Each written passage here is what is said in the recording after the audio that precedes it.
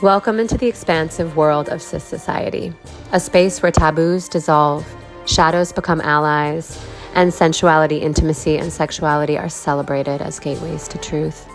This is Taboo Talks, a podcast where no topic is off limits, and everything is held with courage, compassion, and curiosity. Together, let's shatter the limits of what we've been taught to fear and transform it into the power to live fully, freely, and authentically. Welcome back to Taboo Talks. We are continuing this super juicy, spicy conversation all around squirting and the sacredness and really unique type of experience and orgasm that this is. And so we're back for week 2. We are joined by the lovely Kalyja Rain of Sex Edge, which is a California-based sex and relationship practitioner and the founder of Spice Academy, the premier school for erotic entrepreneurship, dedicated to helping individuals access their most authentic and fulfilling eroticism. With over 10 years of experience in somatics, gestalt psychology, and the spice work, she creates space for people to explore their desires through fantasy work, core erotic themes, and body-based activation. Deeply engaged in kink, BDSM, alternative relating, and education, Kalyja is passionate about guiding others towards greater self-trust, pleasure, abundance, and sexual liberation. And it's my honor to welcome her on the show. So without further ado, welcome, Kalyja. Hi, thanks for having me. I'm so grateful to be here. Yeah, or sorry. This is how excited we're stoked we to have you. Yeah. And I was just like, wow, this is so cool because, you just came into my field really recently and there's so much that you speak on that I just personally resonate with. So I'm really excited to receive these codes that you have to share with us. So maybe we can just hop in and I want to know, like, before we get into maybe even more technical or scientific ways of explaining squirting, from this broader, like, spiritual, esoteric perspective, how do you understand the orgasm or the experience of squirting to be? And what is the symbology of that to you? I love this. So when you reached out, y'all reached out about squirting, I initially was like, I had a little bit of resistance in my body. And not because I don't love it. I love squirting, but it's actually, I think, one of the more interesting topics to demystify because there's so much, I think, coupling with our sensorial obsession with visual representations of squirting and then the actual feeling body. And then what we're talking about, more of this like spiritual or esoteric understanding. So if we're starting to like break down these processes of understanding the mass topic of squirting, my own resistance is just like I'm like, I love when things are fetishized, don't get me wrong. But there's a little bit of that, like from the outside, I think it can be like all the pressures put on this thing, especially within spirituality and esotericism or like coming from those backgrounds. Yeah, there can, for me, just I think my own narrative around it is like, yes, release, yes, surrender. Big signature of my own body's safety, big signature of also just like me feeling in control with agency so much as that I am in surrender. I think that loop is something that I get really curious about within more BDSM realms, like coming into squirting as a practice, what it means to like hold somebody in their experience of their agency because it is surrendered. So I could nerd on that for a while, but definitely like those 3 points of like release, surrender, and agency, I think would be the big one. Yeah.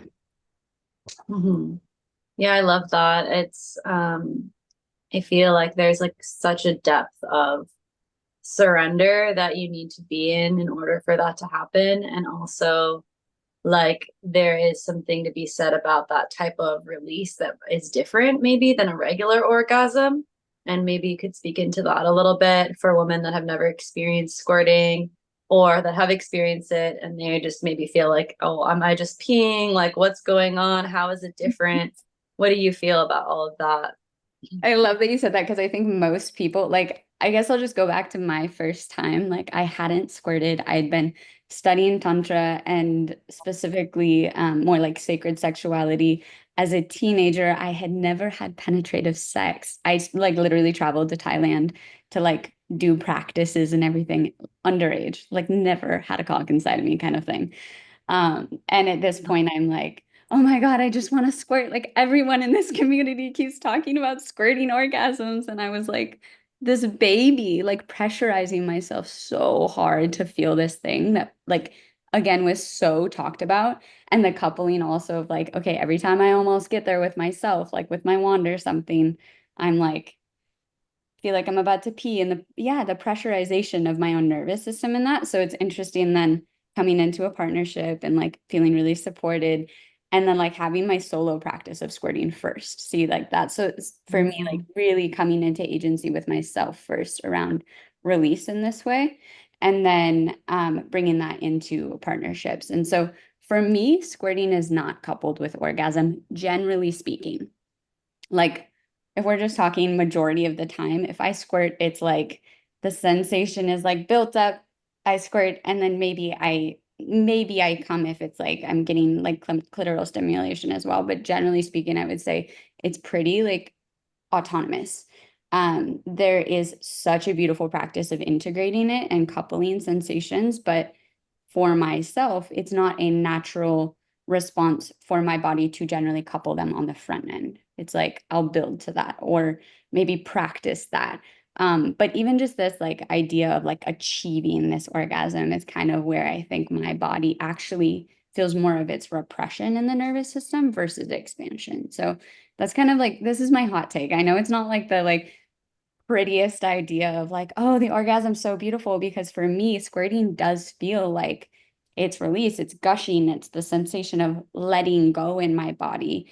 Um, it's the sensation of built up energy and then that relaxation. But oftentimes I don't actually experience it as like big explosive coming. It's like front end experience, and then maybe I have orgasms on the back end of that, or even before it. But like it's not so much the coupled experience for me. So I say that only to like bring a little bit of that diversification, because I think when I've studied with people around it, there's this thing of like, oh, but the peak hierarchical orgasm of like squirting and coming this way can feel so big. And then when you actually feel it in some sense, I think I had a little bit of a like, wait, this is what everyone's been talking about. Like, I know this is great and everything, but like, I built it up so much to be this like fucking awake in my body. And in real time, I'm like, I love my fucking clitoral orgasms. Like, it's great, you know? So like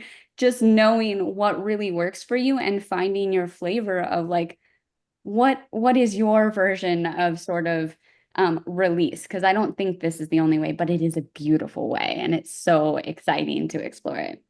Especially just to know your spectrum, I think, is more than anything why I am an advocate for it. Yeah. Wow. It, Yep. Go for it. you go ahead, I want to hear Heather. all your thoughts.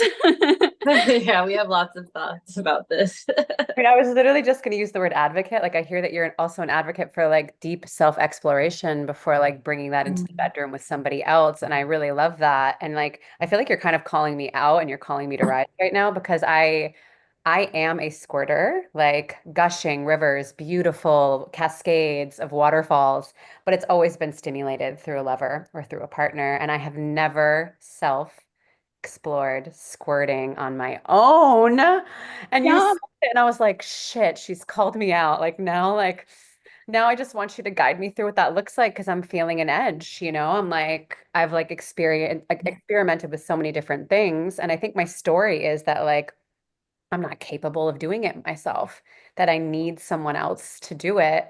And I'm sure you've heard this before. But anyway, yeah, I guess if there's a beginner like me out there and like other people listening, like how would you guide them into that self-exploration, not with the attachment, but like with Yeah. the intention of getting of bringing in so much safety and cultivating so much safety within the body that it is poosible. Like everything is poosible. I love that. Hot, pussy bowl. Let's go. Um, so Hey, hot stuff. We're going to take a quick pause from the show just because I'm so excited to tell you guys about one of the most transformative online tools that I've used that has really unlocked my pleasure journey to the next level. And that is the OMGS course. So until this last year, I actually struggled to orgasm on my own without the help of a toy. I felt dependent, I felt hopeless, and I honestly felt like there was something wrong with me. But within just 2 weeks of starting this course, I had my first orgasm from my own touch. And I was like, hallelujah, I'm not broken. And it's just opened up so much since then. I can honestly say it's just gotten better and wetter from there. So OMGS course is a fun, user-friendly course packed with all sorts of different videos and techniques and showcases a myriad of different women. And it will completely shift the way that you experience pleasure. So whether you're struggling with orgasms or maybe you just want to amplify your pleasure, both solo and with a partner, this course is truly a game changer. You can use the link in our show notes below to unlock your orgasmic potential and also to support the expansion of the SISociety movement. Now back to your show. I mean, I think first and foremost, and this goes for like my philosophy of all things sexuality in some way, is like sex is messy because sex calls on humanity, right? So you can't be fucking and not be in your humanity. And the experience of our animal body being online is essential, which means like at least I'm not gonna like qualify good and bad sex, right? But like for me, really, really expansive sex often has a quality of me being very okay with my messiness in that container. And if I feel unsafe to feel messy, then metaphorically messy, right? Then oftentimes there's something that's like holding me back. I feel a little like jolty or like gas brake kind of sensation in my nervous system and my pleasure. So when we're coming into the conversation of squirting, I think it almost is liberating to be like, so what if it's pee? Like in theory it's not, right? In theory it's not all pee. But so what if you pee yourself? So what if you like have fluids everywhere? I would say within self-practice is actually where we get to explore what that genuinely feels like, because oftentimes with partners, if they're new or just like it hasn't happened yet or it's a curiosity, it's easy to get up in our heads. So in self-practice, when we go into that container, it's like full permission to like lay down some towels, like make the scene, like actually bring the intention of like, I'm exploring my messiness far before I'm exploring my pleasure. Because the experience of it is like, it might not feel super good, but you might have the gush, or it might feel so good and you're gushing, or neither happen. And you just have something inside of you and you're playing around. Regardless, your messiness is the intention first. And so, like, yeah, I love doing like, if I'm going to do a squirting practice, I'm going to lay down some towels. I'll literally like clear out my living room. I've done it on my kitchen floor. I love that too. Get a little kinky, like full room. I will have all my toys, whether it be wands or dildos or my fingers. Like, I'm an advocate of using things. Strictly because for my body, I want to like feel certain things pushing on different areas of my pussy to kind of build that sensation. So sometimes it's deep and pulling to the frontal opening of my pussy. Sometimes it's like G-spot, sometimes, totally depends. And this is where the exploration begins. But setting the intention of messiness, pre-setting the intention of pleasure, and then allowing that exploration to like take an hour to build up.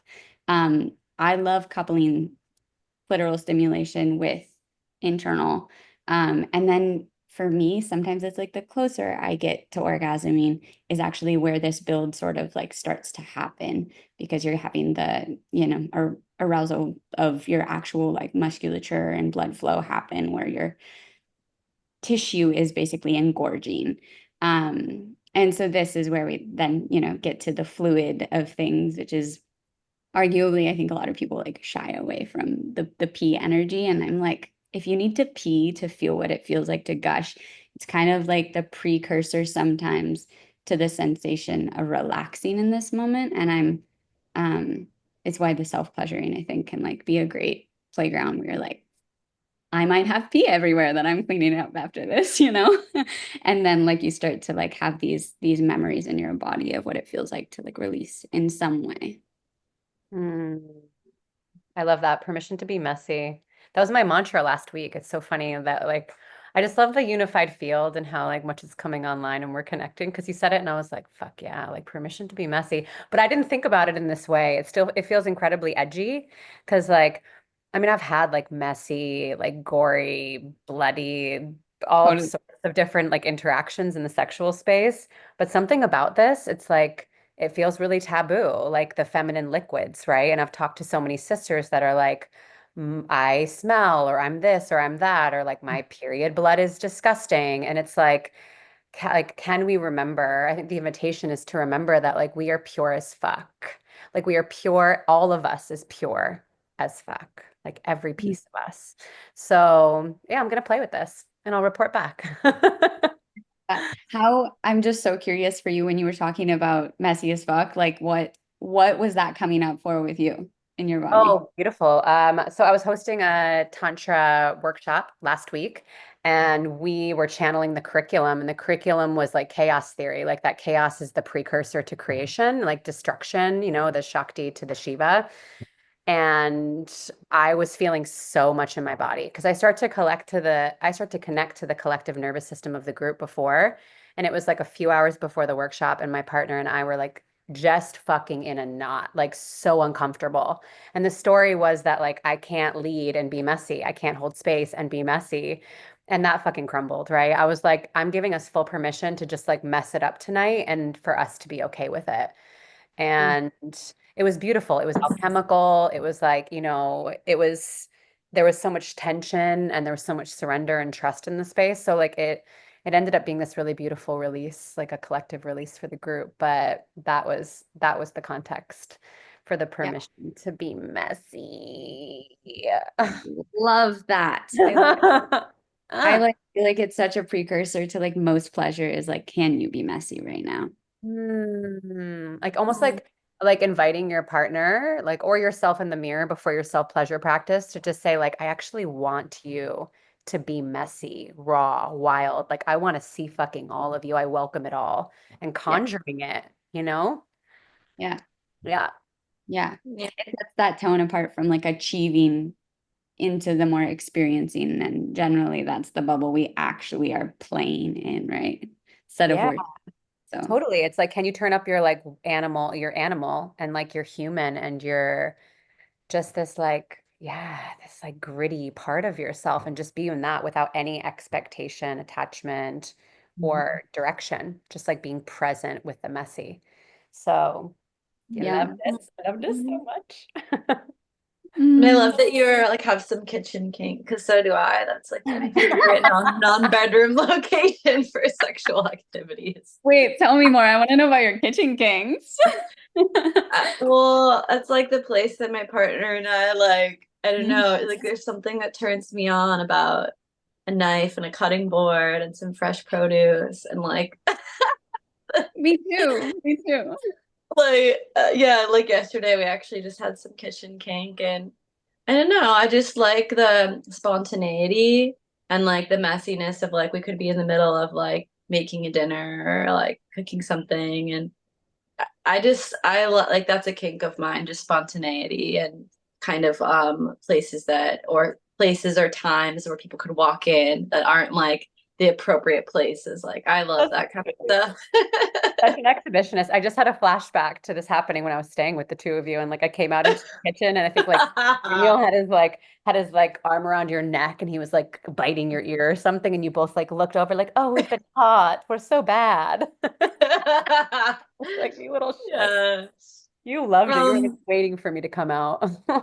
yeah, I love we're a little that. bit of exhibitionists too, but you I'm know, with you. I'm with you. yeah, I feel that. I feel that for you.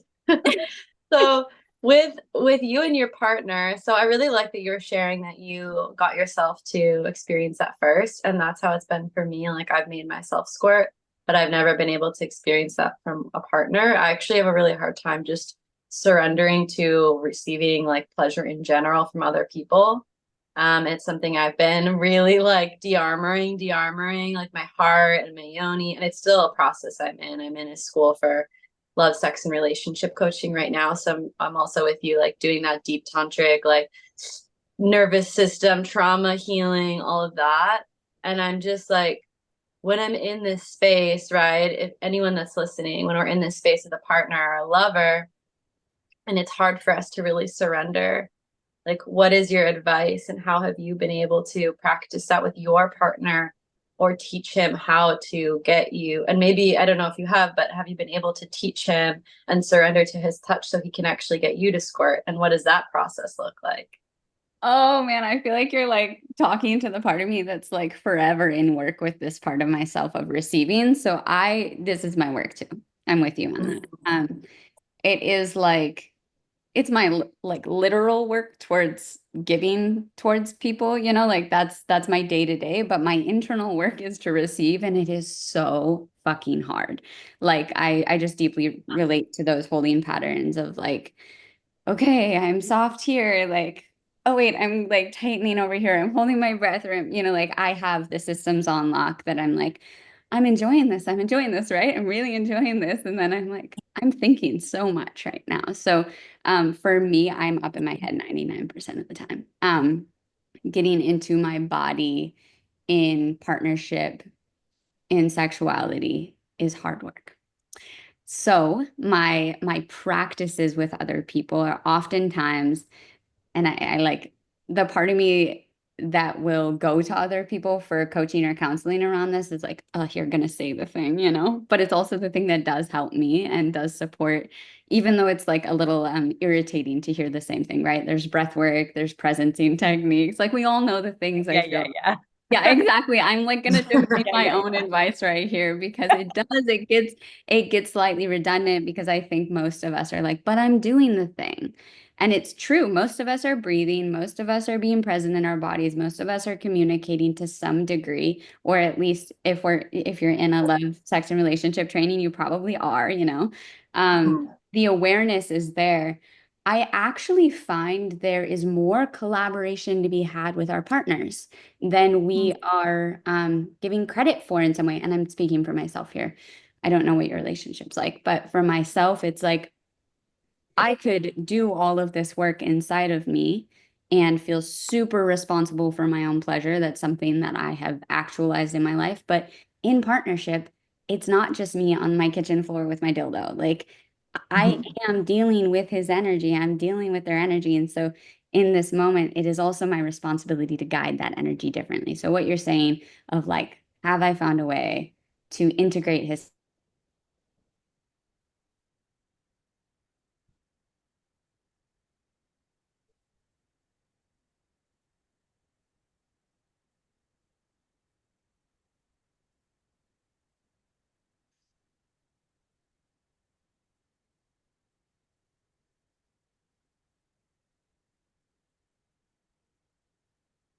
Did it freeze? Yeah. We lost her. Okay. I was so curious to hear what she was about I to know, me too. say. It's like on the edge of my seat. Well, we'll just have doing to like something? marinate until she comes back. Just marinate in the unknowing, be in the chaos. So just okay. Oh, we lost her completely. Well, in the Anyway, meantime, Heather, maybe you can answer this question from yeah. your perspective. Well, how have you been able to help? Oh, oh, she back? She back, she out, she back, she out. Yeah. What was your question? How have you been able to support your partners in getting you to squirt? Honestly, for me, it was like quite technical with my ex. It was like one particular position at first that we would continuously go back to. Like there was a pillow, I shared this week, there was a pillow propped up underneath my butt, legs over my head, like particular angle. Um, And like that was it. That was the code. And then once that happened and like that cultivated safety in my body and my nervous system, then when I was on top of him and riding him, then it also began to happen. So like and then I would be like, touching myself like in front of him, like with his support, and it would happen. So it was just kind of like this continuously evolving cascade, like but it began in that particular position, and it was collaborative. Like he really desired it, I desired it, and so we were exploring it together and like playing around with the kind of mathematical dynamics of it. So, Yeah, like finding that one technical position that unlocks it so you can feel comfortable and you know that it's possible or it's possible. That's how it was with like orgasming for me with the first time with like a partner too. It's like, oh, I can do this. And then like this is my position I can do it in. And then it builds self-efficacy. And then over time you can start to play with other positions and unlock it in other positions. And then it just keeps building. yeah. Yeah. And in between that for me was like, by the way, welcome back, Kalyja. In between that for me was like, I can only orgasm in one position. Like if I move even a little bit to the left, it's not going to happen because my body has to be in this exact position. It was like dramatically gripping. But I'm Mhm. I'm expanding. I'm evolving. I'm opening. I'm trying. Yeah, So yeah, good. yeah. So good at Well, the moment. welcome back, Kalyja. We're on the edge of our seats, really. We're so curious. You're saying Sorry about that. integrating and then Yeah, so that I mean, I love what you were just saying about Heather about the angling and such, because I think that's what I'm kind of going towards is like integrating the part of me that gets to take more and receive more, and kind of even give a disclaimer of like, I'm not going to be active here. I'm going to fully go into reception, and that's so hard for me. Can you hold me in that? And then there's some communication. So it's not like his responsibility or my responsibility. It's way more collaborative, where suddenly squirting becomes like an experience for both of us, not just like me or him. Um, and so for me, the technicality, few things are there. I mean, yes, propped up with pillow underneath my butt and like pelvis tilted so that if a cock is inside of me, it's hitting the frontal wall of my pussy if something is inside of me. And that is what I need to squirt. So I think it started there and then it did move to like if I would be on top. That's now my mode of squirting at this point where it's very gushy because I'll kind of like lean back and like angle myself at the right way. And then I get that feeling of like building tension, building fluid, building just arousal in my tissue. And then it's sort of like, ah, okay, you know. Gosh. all about geometry, baby. Geometry's never been so sexy. Get those angles. Sacred, sacred geometry, baby. That's the key. Well, All and the something else that we were talking to in our last podcast from a body worker who specifically specializes in getting women to squirt was he was saying 95% of it is embodiment, getting the woman in her body. So really the importance of massage and like warming her up for like a long time. And I'm curious from your perspective, can you kind of just go into this experience and squirt pretty fast, or is this something that you really need a lot of like relaxation, foreplay, massage, or other things to build up to? And like approximately how long is that process? So maybe other women can feel like more permission to ask for the time that they need.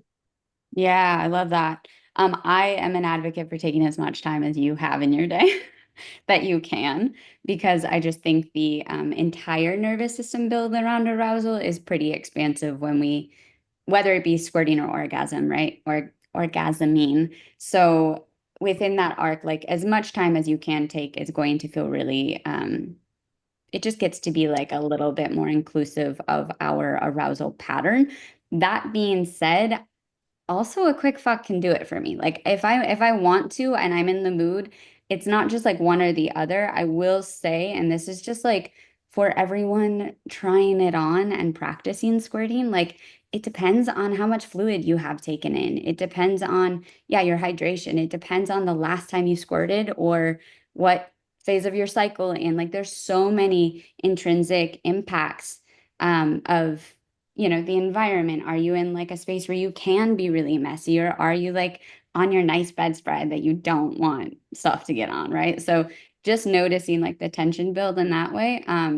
But as far as the technicality, it does help me notice, especially in the arc of my cycle, being like, okay, I squirted last week, or I squirted yesterday. I'm not going to squirt today because there is a bit of um, it's like the refractory period of squirting, right? So there is a need to kind of replenish the body. And if I've squirted multiple times, it's just less likely to happen. Um, so that's my personal experience. It's not so much like every body is the same. If anything, I would say all bodies are so uniquely, inclined to be like, how hydrated are you? Where are you at in your cycle? What's happening in your pussy? Are like, is there inflammation or not? So simple things like that will really impact just even this process, in general. Would you say that you are the easiest for you to squirt during your ovulation, closer to ovulation than any other time, or? I'm actually a follicular girl, which is Hmm. odd. I Huh. know that's strange, but see, this is where I'm like, it's so personal. I feel, um, right after I bleed, something happens where I'm like, oh my God, I feel very like juicy and like, um, I know that's so counter. I got it. I Um, don't think that's that weird at all. That makes a lot of sense. I do. I just have these You're like blossoming, right? Like blossoming. springtime. You're like my Yeah, flowers starting to like, ooh la la. yeah. Ovulation is not my moment for squirting, to be honest. Yeah. Um, Okay, cool. Well, That's actually, no, interesting it's because I would fall. have just Fall. assumed that's what it Yeah, was. But it's mm, it's your good to fall. know that it could be all over. I mean, I wonder if you could squirt while you're menstruating. for sure. Probably. I have really good orgasms when I'm menstruating. Huh. I wonder if it has to do, okay, I just had like a random theory that came through, like, because you're like a fall girl, right? Like fall for you feels like really like exciting. Do you also love like autumnal weather? Is there like a connection there for you? Is that your favorite kind of weather? I'm like, I'm always hypothesizing these I things. love your hypothesis. Where's the I don't connection? think I am. Okay, noted. All right, do it. But I love the idea. It's And squash. I will say, for me, my cycle changes all the time as far as like orgasmic tendencies. Mhm. Um, but it is interesting to notice, and this is just for like the noting of like pushing fluid out versus taking fluid in ovulation. Um, I feel more receptive and like I'm like sucking in kind of thing versus being like, let me like gush outward. There's something really internal even, or like I'm taking in that moment. I'm regenerating or something. Mm. I Hmm. would love to hear from both of you. What do you feel like is this maybe spiritual significance or just like energetic shift that happens when you squirt? Like, how do you feel like it's different than an orgasm? Do you feel like it's some sort of deep feminine surrender where, I mean, we talked about that it's like it's connected with surrender, but I Hmm. guess I'm just trying to go like underneath the surface of just the physical experience and connect it with more something like metaphysical. And like, Yeah. what do you feel like it represents, and how does it shift your vibration? How does it shift your mood? How does it shift your reality when you are squirting on a more regular basis? I mean, okay, I love this question. Uh, I just what I was like moving through as you were sharing that was just like all of the ways that women release liquid and like how we are like the body of the earth and there's just different types of precipitation and ultimately it's about releasing pressure and like letting go of something. And so it's like, whereas like an orgasm might be like a tsunami or like a rainstorm, like squirting might be like snowfall. Like it's just like a different texture and shape of releasing and letting go of like ultimate pressure that's been cultivated and created in the body, ultimately in the collective, and we're moving it through. But I actually would love to study this more because like I would love to study the specific way I feel after like peeing, the specific way I feel after having an orgasm, the specific way I feel after releasing squirt my sacred nectar. you know, and just start in the specific way that I feel after menstruation. So like, yeah, this is an invitation, and I'm gonna take some freaking notes and get back to you. I want that data. Kalyja? That's so Like that, exciting to study up on. I love that. right? Um, yeah, yum. What a good, I'm like, I want to start logging that. For me, I again, I'm going to speak from my personal experience, and it's within the like spiritual and tantra communities. I don't think it's such the narrative, but I don't feel like expanded in my like goddess archetype here, like in squirting specifically. For me, that sacred like orientation to my sexuality is pre-existing in all realms and synonymous with all other forms of orgasm or release. This just feels for me like a another level of, let's say, like practice in my body. So it doesn't it there in my body, it doesn't feel like an earth-shattering revelation in the same way that orgasm does, but it does kind of feel like the warm gush of like an exhale. Like there's something very natural about it. It does feel built up in the right way. And there is a neutrality on the other side that isn't like, oh my God, I'm transported. Like I don't have a big revelatory moment. And I think for a long time before I had squirted, I had thought that I was gonna feel that way. And I really built it up. And I think there's actually something to that. Uh, it's our only representation besides like moaning and shaking and shivering and like making noise in the female orgasm that is our only visual representation. So like men ejaculate or penises ejaculate and we're like, you came. And we've kind of coupled a little bit of this obsession with a visual representation of expulsion, of release with it. And I sometimes feel culturally like we overlaid because it looks like it feels so good in a penis. It's like it must feel that good in a pussy. And for me, it's like it can, but it's not always that way. Sometimes it's just an exhale. Um, so totally dependent on the body. We all have different experiences, but just to like play with any shame narratives anyone might have, I'm like, sometimes it's not earth-shattering, you know? Thank you for demystifying. I know I have high expectations. I'm like, I'm a tantric, pleasure priestess. I'm like, I want to get all the experiences, all the orgasms, all the things. So I understand. But yeah, I also hear that it's so unique, and probably just from every single time you experience it, it's so unique as well. I'm really curious to also ask this question. This is going to be probably super, super, super taboo, but the amrita, the liquid that comes out when you squirt, is said to be like a sacred nectar of longevity for like men or women to drink when you like take it in, kind of like the sperm is, or like the cum is from a man when we like drink it, or the menstruation blood is, right? And like amrita from squirting is also said to have like super magical properties. And so I'm curious if you guys have explored with having your partners drink it, if you've ever tried it, if they've said anything that they've noticed about drinking it. I know that my partner, like drinking it in the past, said that it helped him feel like really lively, and it has like a restorative, yeah, like longevity quality to it that's super magical. So I'm curious to hear more about that.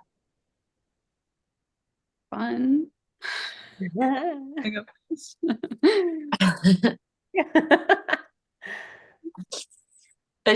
we're drinking our As water. she I'm takes like, wait, a I need to take a sip of my Amrita juice over here. That's what it is. Like I just We squirted this actually have morning for the freshly squeezed podcast. cup. Yes. Salud.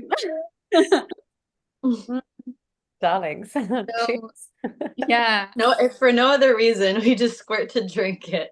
there we go. I've definitely explored with partners and myself. I'm like such a fan of trying all of my fluids first and being like, even just like cervical fluid, I'm like, let me know what's happening in my body, you know? And I think Amrita also has that information for me that I will track and be like, wow, interesting.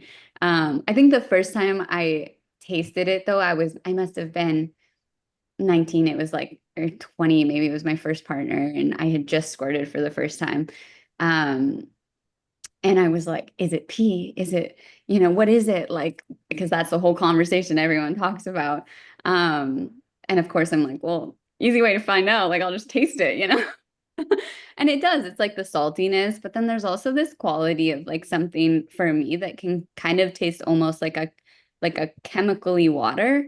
Like there's something slightly like astringent about a water, which is so interesting because it's not like my pee. I've tasted my pee. Oh, I just said that on here. Yeah, we've all done That's it. a whole nother taboo I'm like, topic. we're going Drinking into your own the whole like pee. Yeah. that world. Next month. Yeah, for sure. And so for that, I definitely am interested to get in touch with my body's fluid. And I love when my partner is invested in also knowing my body's fluids to every capacity. I don't know if I have like a big comment on like the magical property of it beyond like I think our bodies are fucking magical and I want to drink all the fluids of somebody who I feel this deeply connected to. So that's more of just like the personal narrative of like if you can get in there and you're excited and like horny for their fluids, like go for it. But from the spiritual standpoint, and this is me also having separated from Tantra a long time ago. And so total respect and I love it so much. But just speaking from my own delineation from that lineage, I'm on a different track now of orienting to some of those topics of reverence and magic in a different lens. So yeah, with so much love, just Beautiful. Yeah. Yeah, I'm really curious to hear like what properties are in there, because there's a lot of science around drinking urine and like actually the biofeedback loop that it creates. And a lot of people will roll their eyes and be like, this is crazy. I can't believe you'd ever say anything like that. But I've had like multiple friends who are doctors who've studied this. And so if there's like magical healing, not just magical, but like healing properties in your urine, urine's part of the Amrita. And then what else were and then if our cum is also like healing and magical and has like properties that are really beneficial, whether it's for our skin or ingesting, helps us live longer, look younger, all these things like putting menstruation blood on your face do, then it makes sense to me. Why would it be any different? Absolutely. Yeah, I've been playing with my ovulation fluid actually, because like recognizing that when I'm ovulating, like my creative force is the strongest and my soil is fertile. And I've been putting it on my face. I'm just like, this feels really intuitively right for me. I'm like, Mm-hmm. I'm gonna look like a fresh spring baby after this ovulation station. Exactly. And your pheromones too. You could put on like a little perfume when I come. I like just put a little. I'm like, ooh, I'm gonna be like super attractive going out wherever I am. People are running up to me. you're like Yeah, walking there's so into many every witchy things with kitchen. fluids. Sorry. Yes. Yeah. Love. Mm. Yeah, even I think that's like a good moment of like the scientific backing of squirting. I'm sure y'all went into it in other sessions, but just the clarity that we have of like where fluid is coming from and the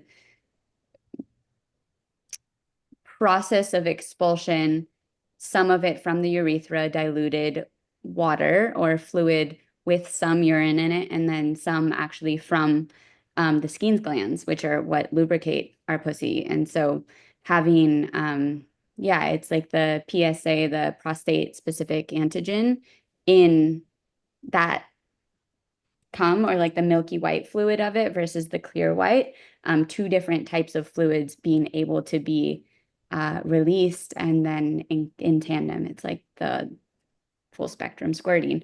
And so within the PSA, right? So that's like kind of what you're talking about, like our antigens, our antibodies, literally Wow. Our bodies magic. are miraculous, like pure, absolute miracles. We briefly talked about this when we were prepping for the show, but like, what about the men? Can they squirt? Like, Mhm. yeah, like boys can come, obviously, but like, do they have access to this? Like, what's Mhm. Maybe. Somebody wanna give us your body to explore on? Let's play. Um, so I mean, internal like prostate orgasms, right? We Mhm. have we have a if we're talking about prostate specific antigens within this fluid, I think it would be a positive assumption to and we can't make a one for one, right? But um that's sort of the closest we're going to get with like the milky white prostate fluid is going to be as close as they're going to get to like squirting, right? Or you have um yeah, right. So there's like clear semen or clear cum, and then there's prostate specific fluid, and then there is your semen. And so within that, yes, squirting, but within a different context because we don't actually have the same genitalia and like body parts to make it happen in the same way. Mhm. Can you Yeah. share more about this? Because I just feel like this is such a taboo for most men to even have their butt touched, even have their anus touched, like let alone their prostate massaged or have. I think a lot of men, I think majority of men have not had a prostate orgasm. Yeah. And yeah, I would love to hear more about just demystifying the butthole and and why this is so important. I really feel like it's the world would change if men were liberated in their assholes. So I totally, yeah, and like if can I you can tell us more channel, about the prostate and the prostate yeah, release? yeah, and before you go into that, I feel like I'm just channeling the male collective right now and the fear, and it's just kind of like the questions that I'm hearing are like, what are the benefits, like scientifically, and like, does it feel good? Mhm. And yeah, that's pretty much it. That's like the extent of Yeah. it. Just, Yeah, and then there's some cultural components, right? Some social ideas of anything ass play, which is always so exciting in my mind. But to each their own.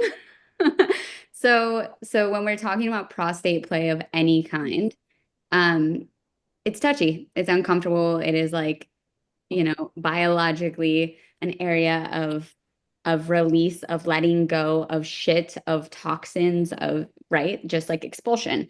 So when we're looking at the body, um, an area so specific with also like a mucous membrane, we're going to be like a little bit more retentive about something that's never been touched, if you've never been touched, right? But um, baseline prostate play, its benefits, like I mean, there's so many studies on this, but just the impact that you can have on something as simple as like prostate cancer or something, the actual biological healing that you can do through even just like massaging. And this isn't sexual, right? So this is just in the healing realms and in relationship to the prostate as a gland. But then we bring it into the sexual realm, and there's just so much expansion and play to be had here. So for me, when I'm doing prostate play or massages on people, the process is like there's a walnut sized little ball on the inside of the butthole. And so you can kind of feel it. It's like a knuckle in. And with that, like shit ton of lube, and a shit ton of trust with your partner. Because unlike squirting, like we're pretty conditioned to have something inside of us with pussies to some degree. And arguably all of us, like butt play takes practice, it takes safety, it takes trust, it takes a fuck ton of communication. So having that all on lock is going to be like a different ball game of markers around your nervous system. Um, I really recommend sessions where you're just on the outside for a while. You're just go around the outside with a ton of lube, like warm the body up to it on the fear front. It's just really valid. It is. But there is a ton of pleasure to be gained. There's a ton of healing to be gained. And then the other component is just self-exploration. So if you are a person motivated by knowing more of your body, regardless of your sexual orientation or your desires. Like it might not be a desire on the forefront, but potentially you could learn something about yourself. If that is a motivating factor of your human experience, then like nothing's off the table. But if there's shame there as well, just like making sure you're exploring with somebody who is safe for you. And that does feel really important. Um, and then once you are like slipping inside, if you want to, it's super slow, it's super gentle. It can be rubbing in circles, it can be come hither, it can be in and out, depending on where the stimulation is landing. And for me, when partners have, or like people I'm working with have had prostate orgasms, it is, from what I hear, because I do not have a penis, but expansive and very like earth-shattering a little bit, especially because there is a reorientation towards holy shit, I didn't think this was possible.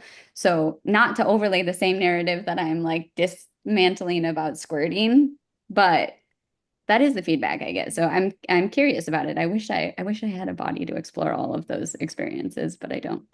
Mhm. Yeah.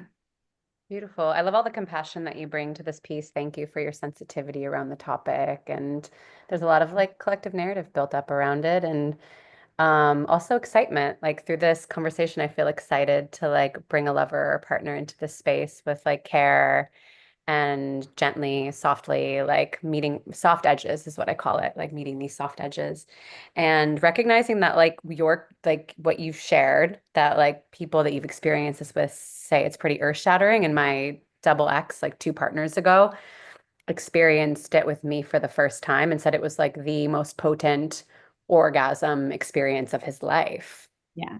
and it was just like he just like had an hour or two of just lying there kind of integrating, just being like, what? It was quite psychedelic. And so yeah, that's available in our bodies, and um, our bodies are just like I feel like you posed something around like being motivated to explore our bodies. And I invite like anyone listening, even if you have like soft curiosity, to just like start playing in these edges and get to know your body. Like it's holding you, it's loving you, it's with you every day. Like get in there, just like get to know him or her. Get to know it. Yeah. Yeah. Yeah. Alfina, any other questions? We're about to wrap in a couple minutes, but wow, this conversation has been something else. Like I love all of the directions that we've gone in. I love everything that we've covered. I'm curious if there's just like a piece that's coming through your channel to share. Um, Around like squirting in general, just like anything that you're channeling and like wants to be served to the community. Mm, Mm. I think without like,